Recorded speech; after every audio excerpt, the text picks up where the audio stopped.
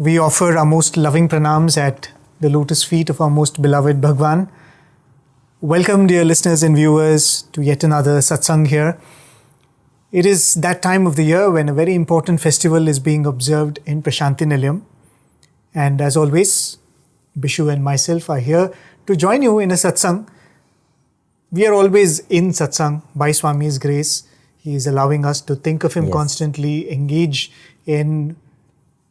with devotees in the process of trying to be in Satsang. But it is always special to go through certain aspects about the divine literature when it comes to certain festivals. I recall Swami giving me this beautiful example of when God is omnipresent, why do we go to a temple? Right? It's a question that many people might have. We say that God is in every nook and corner of this universe, but still when we want to worship Him, we go to a temple or we come to Prasanthi Nilayam, an ashram.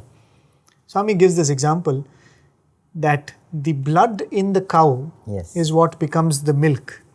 The blood flows through all parts of the cow's body, but if you want the milk, you have to seek the udder. Yes. And Swami gives this example. He said, when he was talking to a few youngsters, apparently Swami said, you could be in the middle of a market, you could be in the beach. You can think of Swami, but it is difficult. Yes. Right? Because our minds are worldly. Swami said you need certain spaces where if you are, it is easier to connect with the omnipresent Lord. If that is about spaces, something similar can be spoken about time too. 365 days of the year, 24 hours of each day. Each one can be made sacred the moment you start connecting with God. Right? So there is no time which is holier than the other. Correct. But having said that, there are certain times during the year where it is easier to contemplate on God. And one of those very important occasions is the festival of Shivaratri. And Swami often gives the example of why it is easier to think about God, contemplate on divinity and our own purpose of life during this period. Swami speaks about the various phases of the moon and how during the Shivaratri, in fact, every month has a Shivaratri. But this Shivaratri, which happens, Maha Shivaratri, once a year, is very significant. And that is why, dear listeners, Bishu and myself are here to talk about a very important aspect of Shivaratri. Whenever we talk about the celebration of this particular festival in Swami's presence, Swami made it very special through a very significant event. And we are here to talk about that, not just about the event of, as you all must have guessed it, the Lingodbhavam, but the idea of the lingam itself, the symbolism of the lingam, if you could put it that way, and why Swami made this worship of a lingam, that particular form, that particular symbol, a part of each one of our lives. And that is what we're going to be deliberating on. Absolutely. And I think, as you mentioned, Swami made Shivaratri so special in Prasanthi Nilayam because I think perhaps after the birthday, Shivaratri was that event, when there were surging crowds, uncontrollable crowds in Prasanthi Nilayam, and everybody wanting to see the lingam emerge from Bhagwan's being. And it was a spectacle. It was an unimaginable blessing that Bhagwan was conferring on every devotee, and that happened only on Shivaratri. And I think as the satsang goes, we will discuss why Bhagwan did this particular event, Lingodbhavam, and how through the Lingodbhavam, Bhagwan wanted our minds to be directed towards a particular direction. And as Prem was saying, this is that time of the year when easily you can connect with the divine. And Swami was making the whole process easier for us, expediting that whole process for us, for exponential growth in our spiritual journey. So it's really a blessing that we are here today discussing about Lingodbhavam. And my mind goes back to the early days of Prasanthi Nilayam, of how the Prasanthi Mandir came up, the first mandir of Prasanthi Nilayam, which is now called the Pata Mandiram. So all of us perhaps know, whoever has read Bhagwan's literature, that it was on Vaikuntha Ekadashi day on December 14, 1945 that Bhagwan inaugurated the Pata Mandiram. And before the construction of the Pata Mandiram began, there is this story of how when the place was being dug to lay the foundation stone, and there was this person, Guni Venkata, and as he was clearing the earth to make a sizable pit, that's when he was stunned to find so many bases of lingams. Right. So you have all the stone bases, Pitams. the pitams of the lingam. So you are finding the base of the lingam, and so then they thought then the lingam should be anywhere around, and so they are digging all around the place to see where are those lingams, and they are finding more and more only the bases of the lingam, the foundations of the lingam, but they are not able to find any lingam. And that's when they go to Bhagwan and they say, Swami, what is this? We are only finding the pitams of the lingam. Where are the lingams? And that's when Swami very cryptically points at his own stomach, and Swami says, all the lingams are here. All the lingams are here. And nobody understood what Bhagwan mentioned. And for the devotees there, of course, it was like everything that Bhagwan does. It's like puzzle within an enigma, wrapped in a mystery, and that's what it was. But as years rolled on, just 2 years after that, 1947, when Bhagwan was with a group of devotees, suddenly on Shivaratri day, Swami started asking for more water. And Swami was with the devotees, but he was continuously asking for more water, warm water, and he was drinking, and they could see that pain in Bhagwan that we have seen whenever Lingodbhavam happens, those spasmodic struggle that goes on within. And that continued to happen. Devotees did not have any idea what was happening. Of course, Bhagwan in those days used to go in trance. So that was one thing that devotees are familiar with. So maybe something is happening, maybe he's going to leave the body and go somewhere.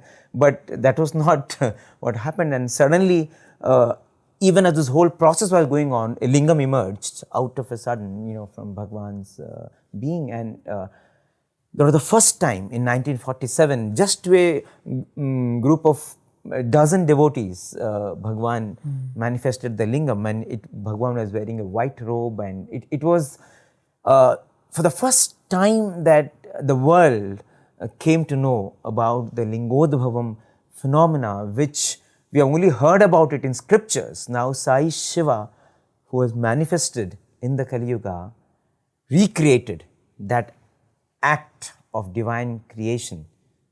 The place where Bhagwan is born was converted into a Shivalayam. Bhagwan was born on a Monday, which is sacred for Lord Shiva.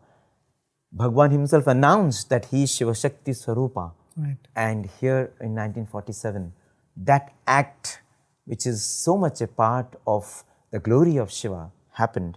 And from then on, Lingodbhavam became a part of the Sri Sathya Sai Shivaratri saga. And every year, lingam used to emerge from Bhagwan's being. So as you connect the dots, Swami said all the lingams are here, and here one by one.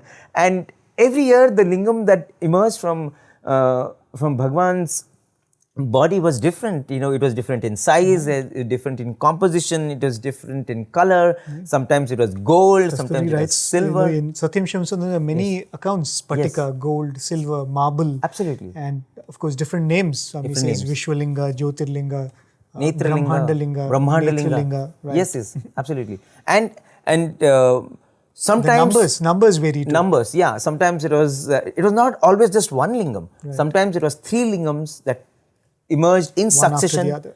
Sometimes it was 5, sometimes 7. And devotees have narrated, they have been blessed to watch a Shivaratri when Swami created 9 lingams, one after another, 9 lingams. And devotees, they used to narrate, with pain, how there were occasions when the corners of Swami's lips would tear to bring out, those lingams. And Swami went through all that ordeal for the sake of devotees. And we will discuss that later. More about it, but that is how glorious Lingodbhavam was in those years. And so that continued year after year from 1947, as I mentioned. Let me take you to 1974. So 1974 was an occasion when Swami materialized this lingam inside which was a trishul.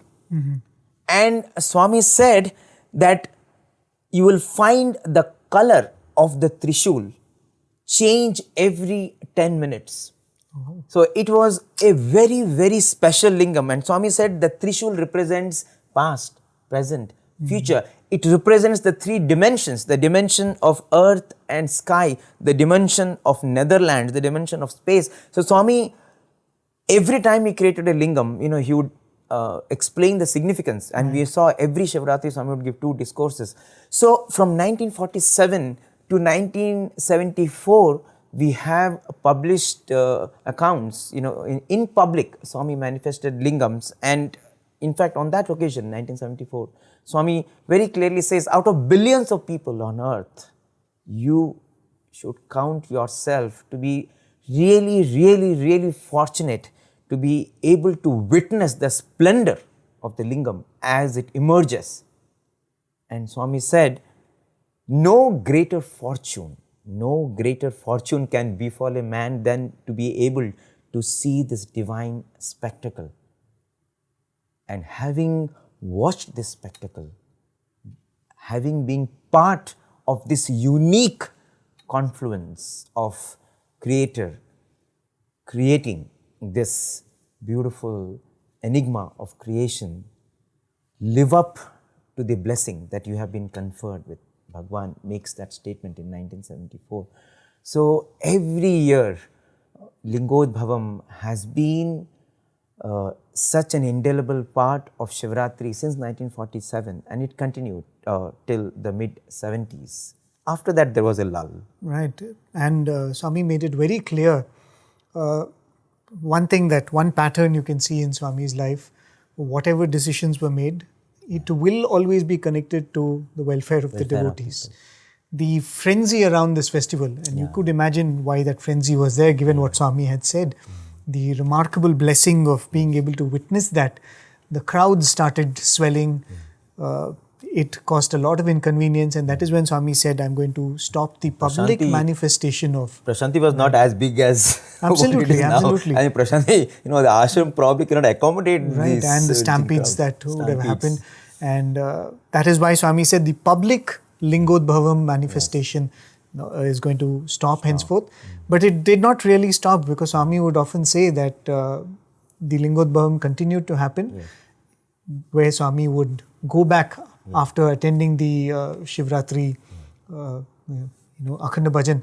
In fact, one of the brothers who were in Swami's room, the larger explanation that he was giving is, when you are in Swami's quarters, when you're taking care of Swami's personal needs, one thing that he observed was, Swami would hardly ask for anything, even for his personal needs of, something as simple as a towel or a soap or a water.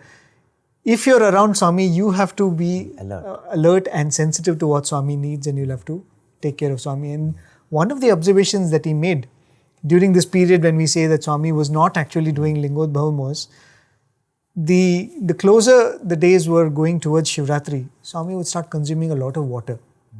And they would find that they had to replenish Swami's water as soon. And that is when they became sensitive to the fact that during Shivaratri, Swami needs 2 or 3 times more water than what would be usually kept. They would find that Swami's body temperature would sometimes go up closer to Shivaratri. And we have known, Swami would give specific instructions that don't come and take Pad Namaskar unless I instruct you to, especially during the Shivaratri time. So which means that though the Lingodbhavam as darshan was no more happening after 1974, as we've seen. In fact, even before 1974, when we were talking about the episode of Swami manifesting the cross for Dr. Hislop, that year Swami did the Lingodbhavam for Shivaratri on that riverbed, Bandipur forest, which later turned out to be a cremation ground earlier, and the significance of that is not completely lost too. So this public display of Lingodbhavam stopped because of the frenzy that was surrounding it, but the Lingodbhavam as such continued. And we all know how in the year 1999, Swami resumed it. I think you must have been around when that happened too, right? Yeah, definitely. I clearly remember that occasion because I was here. All of a sudden, right? Yeah, all of a sudden, Swami suddenly asking for water, and you have only read those accounts. Read about it, yeah. And in fact, the people who were serving Bhagwan also, nobody had any clue. So generally there would be only one tumbler of water kept. Swami was asking again and again. I remember, there's so much of conversation happening because Swami was asking a little warmer, the temperature of the water. I think there were continuous instructions. They were running into the interview room to bring what Bhagwan wanted, and that whole exercise, when it went on and on, that's when you thought that, oh my God, again probably the scriptures are coming alive again. And Swami did not disappoint, and it was not announced. Nobody had any clue. Out of the blue, as Bhagwan was sitting and as the devotees were singing bhajans, that time you got the clue that, so bhajans, Shiva bhajan started, Lingodbhavam bhajan started, and suddenly Swami jumps out of the chair. You could see that, as the Lingodbhavam, and it fell on the ground. It came with that much force. Tongue, that sound came also, you remember, and it was gold, pure gold. So, what a sight it was. And Swami mentioned, if you have had the opportunity to witness it, it is like being liberated from the cycle of birth and death. And it was indeed, what a blessing that was. And I think, again, the Shivaratri crowd started. 99 after to that, 2006, it went on. This, of course, is the Lingodbhavam, the manifestation of a lingam in a certain form. That is from Swami's being, where it used to rise up, Swami would say, and come out of his mouth. But the manifestation of lingam, if you really have to talk of that, that has been in many, many ways, right? In fact, when you look at lingams as being a part of the manifestation saga and Bhagwan gifting the lingams for various purposes, lingam manifestations never stopped. Never stopped. In fact, even before we go there are so many beautiful ways and historic sites where Bhagwan manifested lingam. Right. And during some of his amazing trips, for example, you take the trip of Kashmir, when Bhagwan was in 1980 in Dachigam. It's a very beautiful, picturesque hill station in Kashmir. So Swami was with the devotees, and so they went and sat on a river bed, just like the sands of Chitravati, and Swami asked for a stylus and how he would play with the sands. So Swami took that stylus and Swami started sketching something on the sand, and a round motion, and in a touch here, a finish there, and something beautiful was coming. And people know that when Swami is doing that, probably something beautiful will emerge, because earlier Swami had manifested a statue of Narayana. So they were wondering what is going to come up, and as Swami was creating that beautiful artwork, he put his little cute hands into the sands, and out emerged a 2-inch crystal lingam. Beautiful, sir. Beautiful crystal lingam. It was the size of a duck's egg, and it was white, it was resplendent, and it was a time when the sun was also shining. So in the background of the sun, it was really sparkling. And everyone was wondering, what is this lingam? what is this wonder of the world? And then Swami reveals that this is the Amarnath lingam. Swami said, you probably will never have the opportunity to see this true lingam, which was installed by Adi Shankaracharya. You have to walk 20 kilometers in the ice to reach Amarnath to watch this. Even then you will see in the outside only ice. You cannot see this lingam. Swami said, this is the true lingam of Amarnath, which I brought it for your sake. And Swami later on gave it to Mrs. Ratanlal, who was looking after Bhagwan's entire trip. And the story and the lingams manifested in Kashmir does not end there. While that happened in June 6th, June 9th, again a very historic thing happened. Again, so Bhagwan was talking about Adi Shankaracharya, and Swami said Adi Shankaracharya had installed a lingam of very powerful vibration at Chidambaram. Swami said. And Swami said, do you do you want to see that lingam? I can show you an exact replica of the lingam that is installed by Sri Adi Shankara at Chidambaram. Bhagwan went on to explain how Adi Shankara had received 5 lingams from Kailasha, from Lord Shiva, and he installed it in 5 important places of worship in India, in Puri, in Badri, in Sringeri, in Dwaraka, and in Chidambaram. So this was the Chidambaram lingam, and Swami said, it's coming, it's coming, it's come, and it's come, and then Bhagwan shows this 3-inch round black glittering oval linga, and Swami wiped all the sand around it with his white handkerchief, and as Swami was showing this Chidambaram lingam, there was such a beautiful glittering smile on Bhagwan's face, and then Swami said, it's all tamasha. It's all fun. I mean, for your sake, I can do anything. It was, and in fact, Mr. Ratanlal says that, Swami loved that trip to Kashmir because he was never, literally, virtually he let his hair down, so to speak, because he loved, nature, the nature, being in nature and the small group of devotees. And so I think, so there were these occasions, when, as you said, the Lingodbhavam from Bhagwan's hand never ever stopped. Right. And talking about the lingam that Shankaracharya brought, as I said, one was installed in Badri, and when you read the accounts of Swami's trip to Badrinath, right. So there, in 1961, that golden Netralingam, I think. The Netralingam, yes. So Swami first manifests this 1,000-petaled gold lotus. Swami first brings out this lotus, and even before people could, express their awe in noticing, appreciating that golden lotus, out comes from Bhagwan's hand this lingam, this Netralingam. Netralingam, because inside that lingam you could see the eye, you could see a visible eye inside that lingam. And Swami said, this is that Netralingam, this is the lingam that has been associated with Badrinath. The Badri Kshetram has a lingam, and for centuries it has been worshipped, and that's when we know how Bhagwan manifested a silver vessel with Abhishekam water, and Swami did this Ganga Jal Abhishekam into that lingam. It fell onto that silver plate, and then Bhagwan created 108 bilva leaves, golden bilva leaves. He created 108 tummi flowers, fresh with morning dew. With these flowers, and even as all these devotees around Bhagwan, Kasturi Garu and Bhul Ramakrishna Rao, they were chanting, Narayana Suktam, Purusha Suktam, Sri Ruddham.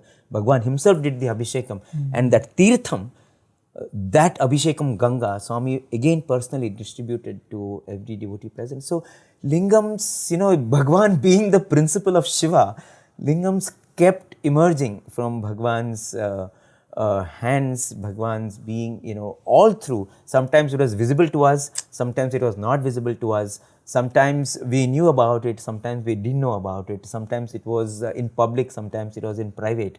But the Sri Sathya Sai phenomenon and the manifestations of Lingam have been inextricably linked all through the Sathya Sai saga, isn't it? And when we know of cases when Swami has created lingam for people to do daily worship, for people to get better in their illnesses, isn't it? Absolutely. When you talk about these kind of lingams which have been installed by someone of the stature of Adi Shankara, you look at them with awe and you look at them with reverence. And knowing Swami, we always feel that reverence creates a distance, right? But when you talk about Swami gifting lingams to individuals, which is plenty, the stories are plenty. I remember meeting a devotee who came to Swami in the 60s, to whom Swami had gifted a lingam, and Swami said, do Abhishekam every day, and any sick people who come to your home, you can give them. And he had so many stories of people being cured of incurable diseases merely by consuming the waters of that Abhishekam. In fact, there's this very beautiful story which one of the old students narrates. Swami was sitting in Trai Vrindavan and the students were all around him. Swami looks at this one particular student and Swami asks the warden, which floor in the hostel is this boy's room situated? And the warden said, Swami, he stays in the 3rd floor. And Swami said, no, you bring him down to the ground floor, let him stay in one of the rooms in the ground floor. And Swami said, can't you make out he's weak? He shouldn't climb up 3 stairs. The boy was also a bit surprised. And then Swami told the warden and the other teachers, this boy has a problem with his heart. And now this boy was startled because he had not been diagnosed officially with any heart problem, and he was probably a bit scared. And instantly Swami noticed that, and Swami said, no, you don't worry about it. Swami is there to take care of you. And I'm just giving instructions that you should be taken care of. And then Swami waved his hand and materialized a beautiful translucent lingam. And Swami said, you take this, you do Abhishekam and take the water every day, you will be fine. The beautiful part is, then Swami showed the lingam to all the students around. And Swami said, you look carefully. And when they looked at it, inside there was actually a structure like the heart. Oh, wow. Right? And they said that they could see veins going away from the heart and going towards the heart. And Swami said, you can see, these are the veins, this is the heart. And in that heart, right in the middle, there was a black spot. Oh. And Swami said, that is the problem the boy is having. Oh, wow. Right? And Swami gives it to that boy and Swami says, do Abhishekam and take that water. And immediately the next moment, Swami says, Abhishekam means don't worry, it's not like a elaborate ritual and all that. Just take the lingam, take little water. Sai Ram, Sai Ram, Sai Ram, and drink that water. Wow. Right? As I was saying, in one hand you have these beautiful historic pilgrimages Swami made to kshetras like Badri, and there the elaborate puja with which that lingam was introduced to the devotees gathered Dwarka, there, Somnath, right? In all of these places. Rameshwaram. On the other hand, Swami makes worship so dear and so simple for us that He is your Lord, right? I'm giving you a manifestation that is to remind you that here is the Lord to be loved, right? In the name of rituals and in the name of elaborate worship. It is not wrong, but don't distance Him. As simple as, Swami saying, just say Sai Ram and pour water and drink that. And needless to say, I'm sure that boy would have been completely cured of his condition. But any number of devotees like this, in fact, there are many Sai centers and samitis to whom Swami has gifted a lingam and Swami said, put it in the altar with similar instructions that anybody has health problems, they can take the water after Abhishekam. So, the variety. One is the Lingodbhavam itself. The other is the lingam manifestation, which is in so many types and varieties. And these stories associated with each of these lingams. In Satyam Shivam Sundaram, there is a beautiful episode of a devotee, I think from Mysore or one of these towns, when Swami asks him, do you perform the Sandhya Vandanam? And this devotee says, Swami, I've been initiated, but I've kind of lost track of that habit. Swami says, do it, it is good. So he promised Swami, he said, Swami, you are saying I'll definitely do. He goes back and he starts religiously following the Sandhya Vandanam, which he was initiated into as a teenager when Upanayana was performed for him. And he starts enjoying the worship. And he remembers that there actually was a lingam that his family used to worship for many generations, which had now become part of the, the different articles on the altar, but it was not worshipped. So he begins the worshipping of that lingam, and he realizes that as he is worshipping that lingam, the color of the lingam changes. Wow. It becomes transparent, and they're able to see a beautiful image of Swami smiling inside the lingam. Awesome. Not only for him, for whoever comes and sees that lingam, they're able to see the vision of Swami there. Just Swami rewarding a devotee who has taken up a worship which has been lost with time, right? So any number of reasons for health, for blessing someone like this, right? And when talking about rewarding a devotee, I'm reminded of Mr. Bordaloy, who used to teach English here for many years. Again, one of the devotees from the northeast, who came to Bhagwan in those early years and inspired so many into the Sai fold.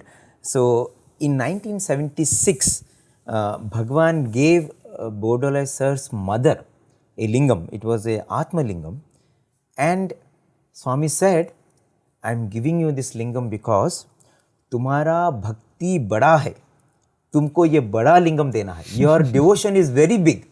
That's why I'm giving you this big lingam. I had preserved, it was apparently one of the lingams that had emerged from Bhagwan's being. Swami said, I had kept it for you and I'm giving you this because your devotion is really great. And how is her devotion great? Apparently, as a child, she loved to make Shivalingams out of the clay from the termite hill. So she would make these Shivalingams and she would do her abhishekam, she would do her worship. So as a child, she was very, very passionate about doing this worship to the linga. Make your own linga and worship. Even though her family deity was Krishna, Gopal, but for her, she had her own connection with the Shivalinga. And Swami said, because you had done that during your childhood and you had so much of love for the linga, this is a reward for that love for the Lord. And see how beautifully Swami rewarded. This lingam that she got, inside that lingam, you could see Balagopala. Oh. So Swami brought both the things together, both her deities of worship. And sometimes you would see Krishna, Balagopala eating a laddu. Sometimes you would see Krishna playing the flute. Sometimes you would see even Ram, Lakshman, Sita inside that. Sometimes you would see Lord Shiva in Mount Kailash. So you had different visions of the Lord inside that linga, and it was in response, it was a reward that she had herself not known, she had forgotten it happened in her childhood. But as you said, it could be just to reward you. It could be to confirm your faith. It could be to bolster your devotion. So lingam has been always in some way to connect you to God, to heal you so that you can establish better connection with God. So it was that medium for you to become stronger in your faith, in your devotion. And with time, what we saw is Bhagwan institutionalized the lingam worship, isn't it? Right. And you could see that one of the most important events in the recent past, if we could say that, is the Atirudra Mahayajnam, which was held in Prasanthi Nilayam. That lingam is being worshipped even today in the Prashanthi Mandir. In fact, even before that, probably not many know this, that the puja that happens in the Prashanthi Mandir, in the Bhajan hall, is actually a worship of the lingam, which Swami manifested in the sands of Chitravati in the year 1958. November 1958. Right, November 1958. So ever since, that is the lingam which is being worshipped. We had an Atirudram in the city of Chennai, and that lingam is being worshipped regularly in Sundaram Swami's abode in that city. And as we said, the Shivam is in the shape of a lingam. Shivam is the shape of a lingam. In 1971, even as plans were being drawn, for the construction of Shivam, even before that, in the dream of Mr. Prasad Rao, one of the devotees of that era, Bhagwan comes in the form of a linga. So he sees Swami inside the linga. And that's when he gets the inspiration that this building should be in the shape of a linga. And then he goes to Bhagwan and says, Swami, should we make this in the form of a linga? Swami says, yes, get it done. Make a model. And then on the foundation day of Shivam in 1971, Swami calls Deshikachari, Mr. Raman Rao and Mr. Prasad Rao, and Swami tells them, come for the foundation ceremony with the lingams that I have given you. So all these people were blessed to receive the lingams that had emerged from Bhagwan's being. So Swami had given them the Swayambhu lingams to all these people for their worship. So Swami asked for these 3 lingams and Swami did a Trilinga Abhishekam. And then the foundation stone laying ceremony was done. So that's how Shivam was built. And when Shivam was inaugurated next year, 1972, Bhagwan created another lingam, and that is placed there in the Sanctum Sanctorum of Shivam, where daily worship is done. In Sundaram, Bhagwan's abode, in Chennai also there is a lingam. So you would find that, the lingam worship has been a part of the way to adore Bhagwan collectively, whether it is Prashantilayam, whether it is Shivam, whether it is Sundaram. And that is how once the Rudram chanting started in 2005-6, right? So that's when this whole process of connecting to Lord, propitiating the Shiva principle became a part of our daily prayer, isn't it? Right. And it's very, very significant. The reason why the lingam is worshipped, not merely in the Sai avatar, but the Sanatan Dharma itself gives a lot of importance to the concept of the lingam. As we've been saying, that Swami has reminded us that to see the manifestation of the lingam is very special. Swami has guided a lot of people, including I'm sure many of our listeners and viewers too, into the worship of the lingam. Yes. We all are present in the Sai Kulunth Hall on the occasion of Shivaratri when the Lingabhishekam is done. By talking about that, dear listeners, you can follow our various social media handles, be it the YouTube channel or our Instagram and all these. We are sharing different snippets of these Lingabhishekam that happens in the run-up to the Shivaratri. If you've not been watching that, you can go and see those things. Each one of that is significant. So Swami has led all of us into the worship of the lingam in a certain way. So it is very important for us to understand what that lingam symbolizes and what the worship of a lingam symbolizes, and of course what Lingodbhavam stands for. The concept of the lingam is very interesting, and if you really look at it, it is not a sphere, right? A sphere is different from a lingam. A lingam is an ellipsoid. And the difference is, in a sphere you have one center. An ellipsoid has two centers, if you could put it that way. You can't call it center if it is two. But there are two circles fused together is what generally forms an ellipsoid, or that structure which we refer to as a lingam. And it is said that it is the coming together of Prakriti and Purusha. So what we refer to as a lingam is the precursor for the whole of creation. Right? If it is manifest, it is different. If it is unmanifest, it is completely different. But this is that state of before manifestation. So a closest symbol that you can think of for the Lord. In fact, in the later years, as you also mentioned, Swami would manifest a linga which is referred to as the Hiranyagarbha linga. Right? Swami would, it would be golden in color, it would be golden to look at, and Swami would say that this is the Hiranyagarbha linga. In fact, much before Swami started manifesting the Hiranyagarbha linga through the process of Lingodbhavam, Swami had materialized it and shown it to devotees in Kodai during some of the summer course programs. The concept of the Hiranyagarbha in the Upanishads is very similar to the concept of the linga itself, and that's the most interesting thing. In fact, one of the summer courses, Swami speaks about that.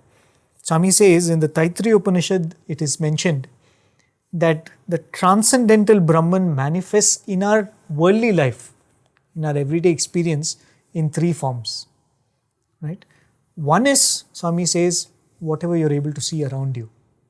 The Virata, that is referred to as the Virata or Vishwa.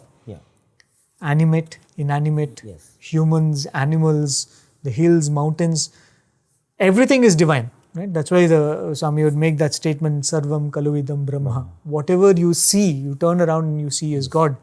There is that beautiful episode of a devotee, a student asking Swami, when Swami asks him, what vision do you want to have? He says, Swami, he thinks that smartest thing to ask is, Swami, give me Vishwarupa Darshan because I can have everything in one hand. And very significantly and profoundly, Swami just points at the devotees who are standing around, and Swami says, Swami is actually in the car, and Swami just opens the window and says, this is the Vishwarupa Darshan. Roz dekhta hai. You see it every day, but you don't realize. Which means, in everyday life, whatever you see, be it this table, be it these equipments around us, everything is divine. So Virata is one of the forms in which Brahman manifests and you are interacting with every day. Then Swami says there is Avyakrita. The Avyakrita is the unmanifest. Right? In the Purusha Suktam it says, 1/4 of that Avyakrita has become all that you see. Right? Padosya Vishwa Bhutani it says. So that Avyakrita is the unmanifest form. Interestingly, Swami says there is an experience of that also in everyday life, and that is what we refer to as the Antarvani, the voice of the conscience. Right? There is no form to it. When you say voice, there is no language to it. There's only a prompting from within, and Swami says that is the experience of the Avyakrita. The third one which Swami speaks of, or rather second in this, is what comes in between, which is referred to as the Hiranyagarbha. Between the unmanifest and the manifest, what comes in between is this Hiranyagarbha, which is actually that state before anything is completely manifest. And it is referred to as the Garbha or the womb. Yeah. And I think elsewhere Swami gives this beautiful example. The Avyakrita is like a virgin woman. The Virata is like a mother who has a child in her hand. The Hiranyagarbha, as the name suggests, is like the mother with a child in the womb. Right? The embryo in the womb. When you talk of the embryo in the womb, you talk of any number of possibilities. Correct. It could be a girl or a boy. It could be a good girl or a good, otherwise. It could be the child that is born. Yes. Could become a talented singer, could become a very talented dancer, or it could become a sportsman or a sportswoman. Any number of possibilities. It could be even a twin. Right, it could be a twin. The number of possibilities are limitless when you talk about the state of something being in the womb, right? That is what Hiranyagarbha actually represents, right? That discourse, Swami makes a very significant point. He says all prayers which are a form of desire, which means you say, I want this to happen, or I don't want this to happen, or Swami, stop this from happening. Every prayer which is a form of a desire is actually addressed to this Hiranyagarbha aspect of God. Which means you are saying that any number of things can happen. I am praying that this one particular event happens. The simplest example you can think of is, imagine a student sitting and writing an exam. There are any number of possibilities. Pass or fail, A, B, C, D, or all those different grades that are possible. So if you look at that event of a student writing an exam, how do we tip the possibilities to that one possibility that is desirable to you? You do it through karma. Right? You study, you work hard. So karma is actually one of the ways by which you tip the probability of that one possibility towards what you desire, right? But life is always complicated. As I remember when we used to go for the board exams when we were in school, the teachers have grilled us through the year and they've really done really hard work on us, and they've ensured that we all have studied multiple mock tests and everything. We are just about to go into the exam for writing the exam. One of our teachers is standing there and saying, "This is Tirupati Prasadam, please take this. This is Kumkum from this temple, please take this." And what the teacher told us was very interesting. She told, "See, you have done all the preparation, but you never know how the mood of the person who is correcting your paper will be. That is beyond the scope of your action, right? So that is when you actually bring in the divine element. So when you are actually, worshipping the linga represents this Hiranyagarbha, right? That is why Swami says the linga is the physical manifestation of divinity just as much as Omkara is the audible representation of Brahman. It's called Akshara Brahman, right? So there is no leg, there is no limb, there is no nose, there is no mouth to a lingam. But you say this represents the divine. Because before manifesting into any form, the form that you have is that of the linga. So when you worship the linga, what it means is, I know that all possibilities are springing forth from this form, and I want this particular possibility, so I worship. Very interestingly, I was reading in this book called Divine Doctor, Dr. Sharda, right? She writes about this episode. There was this lecturer in the Brindavan College, and his wife was diagnosed with uterine cancer, and she was the doctor in charge. So she comes to Swami and she says, "Swami, this is what has happened. We have this devotee who's been diagnosed with this uterine cancer, and we'll have to work on it." So Swami asks her, what do you suggest? So she says, "Swami, if you permit, I will do a surgery and remove the uterus." Swami says, "All right, you do it." And then Swami tells her that the post-operative care, I will take care of it. So the operation is done. The patient comes back after the surgery. Swami calls the family for an interview, and Swami gives her a lingam. And Swami says, "You do abhishekam for this lingam and consume that water." And by Swami's grace, this devotee is still alive 40 years later. If you really look at that episode, it is just this. There are multiple possibilities, When Swami says, do your best and leave the rest to me, it is this, that to a certain extent your karmas can dip possibilities towards your desirable outcome. And for the remaining, the worship of the lingam. God's right? grace. And Prayer. so significantly that whole thing is there. And that is what that Hiranyagarbha that Swami speaks about stands for. And in fact, the other definition which Swami would often give, the linga stands for Liyate gamyate iti linga. Yeah, liyate gamyate iti linga, because everything comes from that linga. So when we do an abhishekam to the lingam, when as devotees we worship that lingam, what we are actually trying to do is, Swami, I acknowledge that whatever happens comes from you, and right now my mind desires this outcome, and I'm placing this prayer in front of you, and I hope you'll answer this. And that is why in the scriptures, Lord Shiva is always described as the Lord who grants whatever you ask. Right? Bholanatha we say. There is no discrimination of you're good, you're bad, you're asura, you're divine. Most of the boons have been got from Bholenath. Are always got from Especially Bholenath, by the demons. By the demons. And that's very, very significant because he is that container of all possibilities, and the discrimination of what you ask is actually given, is left to the devotee. That he doesn't say that I will tell you what to ask. I will give you whatever you ask, but be careful what you ask for. Right? So that is what it stands for. When you stand in front of Lord Shiva and say, he grants whatever I ask, it means that you have to be wise enough to ask for the right thing. Right? And the whole worship of Lord Shiva is this. Swami tells in one of the discourses a very beautiful point. He says, we are all scared of the Navagrahas. Yeah. Right? And everybody has that, I have to do this puja, I have to see my astrology. Swami says there are only 2 grahas which trouble you. Yes. And the 2 grahas are raga and dvesha. Yes. Like and dislike. Yes. And when we stand in front of God, be it in the form of a lingam or in front of a picture of Swami, and say that, Swami, I want this to happen. My child is going through this problem, I want this to happen. Swami, I am going for an exam, I want this to happen. It means you are presenting your raga and dvesha in front of Swami. And when Swami says that during the Shivaratri time, the influence of the mind is least, which means for this particular period of time, you can stand in front of the linga and say that I am not putting forth in front of you my raga and dvesha, but I acknowledge that since every possibility comes from you, everything is acceptable to me. I acknowledge that I might define something as good, I might define something as bad, I might say something is pleasant or unpleasant, but standing in front of you, worshipping you as a linga, I acknowledge that all possibilities come from you and all are acceptable to me.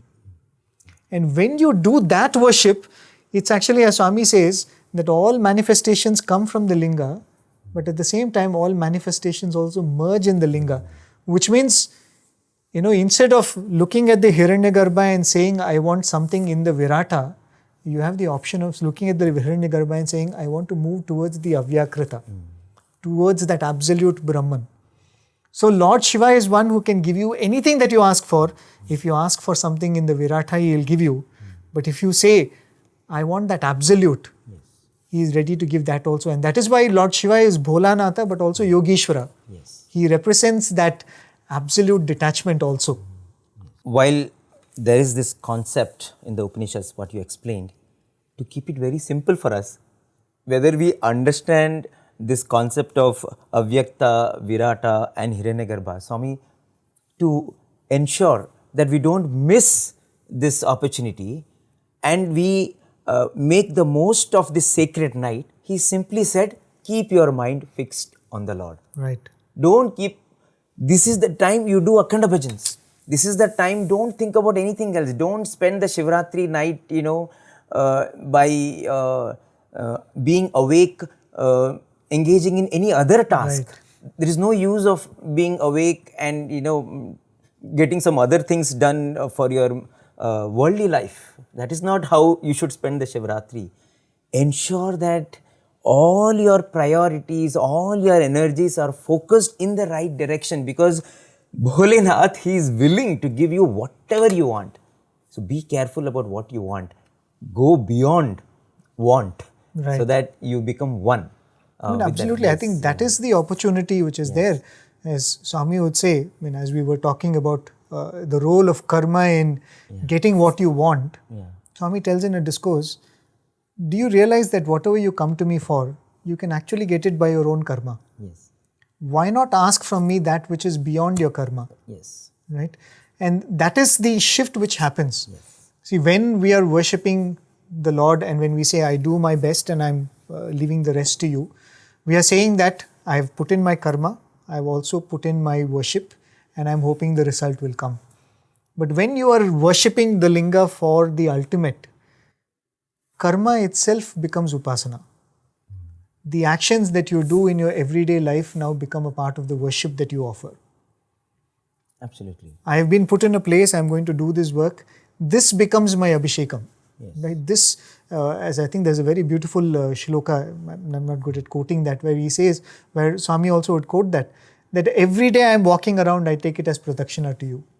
Everything that I drink, I take it as I take bath, it is abhishekam to the lingam, right? Yes. So then every karma becomes upasana, and there is just a direction shift.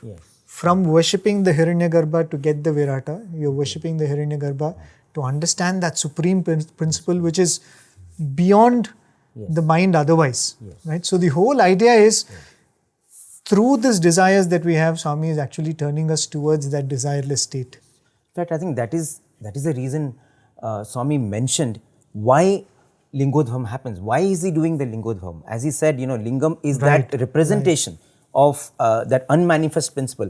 I mean, Lingam is the representation of the cosmos and the creator. And it emerges from the navel. Om comes from the navel. And an Om, when you have the 7 chakra, the Swadhisthana chakra is at the navel. And if you look at the element associated with the Swadhisthana chakra, it is fire. So if you look at the fire element, it has the attributes of ether, sound, space, sound, and a form.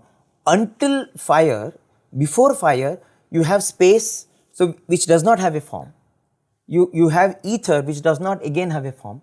So only fire in the sequence of elements, when it comes to fire, that's when for the first time, you have a form. Swami says the subtlest of the gross, the grossest of the subtle. Exactly.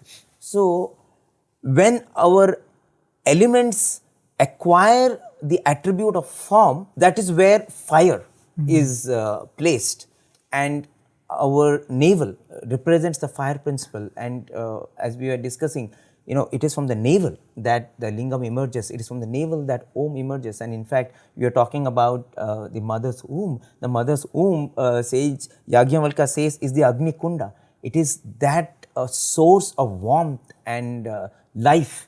So on Lingodbhavam day, you had Bhagwan who was bringing forth the lingam from his own being, from the divine navel. And what was he doing?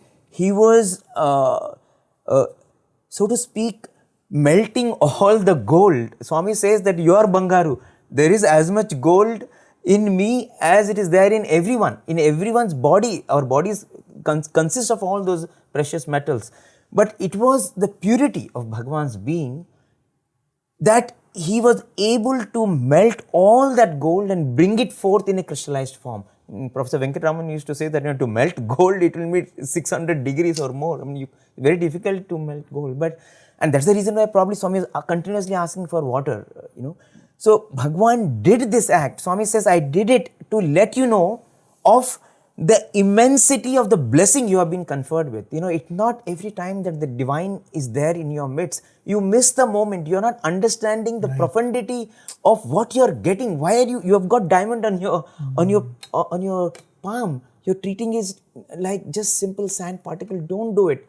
I'm doing this so that you realize what fortune you have got and make use of this opportunity to overcome all those tendencies. Those Swami says, I have to do this so that the forces of good are encouraged and the forces of hatred and irreverence and all those forces are overcome easily by you. And so that was the whole purpose of Lingodbhavam.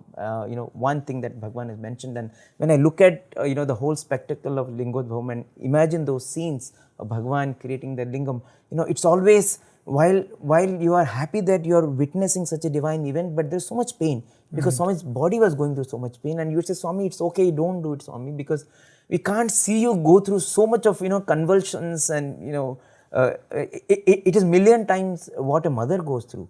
And here Bhagwan was doing it year after year, and it was really a heart-wrenching sight, to speak.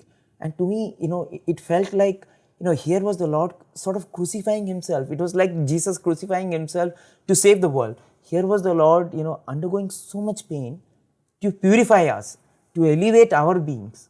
And Swami himself mentions that I am doing this just so that you understand also that for anything worthwhile in this world, you have to sacrifice. Here the Lord himself is sacrificing. I don't think, when a child is born, only after 9 months of pain that a mother goes. So nothing worthwhile, for little things in the world, we have to strive to get a promotion, to get a particular, earn a vacation, whatever you do, put effort. But here we are asking for the highest joy, we are asking for the ultimate. So for that sacrifice, without sacrifice, you cannot attain that. Right. And I think that is a very, very powerful lesson that Bhagwan also gave during Shivaratri. So let us make use of these opportunities. In fact, just so that we can ruminate on these teachings, we have been sharing on our official channel, Sri Sathya Official, our YouTube channel, little snippets of Bhagwan's discourses. So, this morning we have shared, what is Kailasham. We are recording this on the 7th of February, just so that, we have time to ruminate on these teachings. So, from 7th till 18th of February, every day we will be sharing one snippet of Bhagwan's discourse where Swami is explaining why Shiva is adored as Samba Shiva, why Shiva is called as Shubhankara, how the Shivaratri night should be spent. So, there are so many beautiful messages that Bhagwan over the years has given, and we've been trying to make little capsules of it. And also you will find posters where we are constantly trying to reiterate the messages that Bhagwan has given during Shivaratri. So